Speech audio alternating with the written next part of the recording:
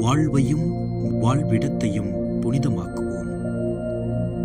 சபை தொடங்கப்பட்ட இடமாக கருதப்பட்ட போர்ச்சியங்குலா என்ற வானதூதர்களின் அரசி சிற்றாலயம் தன்னிலேயே புனிதமிக்கதாக இருந்த போதிலும் நம் சகோதரர்கள் தங்கள் இடைவிடா ஜெபத்தாலும் அமைதியினாலும் அவ்வாலயத்தை இன்னும் கூடுதலாக புனிதமாக்கினர்.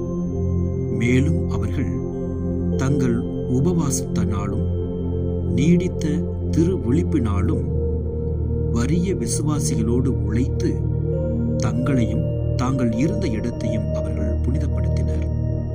பெருஜியா காப்பியம் 57.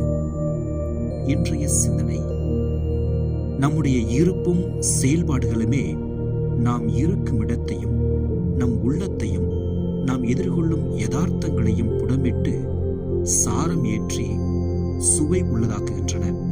சிறப்பாக நாம் கையிட்டு செய்யும் செயல்களை வெறும் வருவாய் ஈட்டும் செயல்களாக மட்டும் கருதாமல் அவற்றில் வெளிப்பட துடிக்கும் இயேசுவை உண்மை, நேர்மை, கடின உழைப்பாலும் இறை வேண்டலாலும் வெளிக்கொணர கிடைத்த வாய்ப்பாக கருதுவோம். இவ்வாறு நமது வாழ்வையும் நாம் இருக்கும் இடத்தையும் நாம் புனிதப்படுத்துவோம்.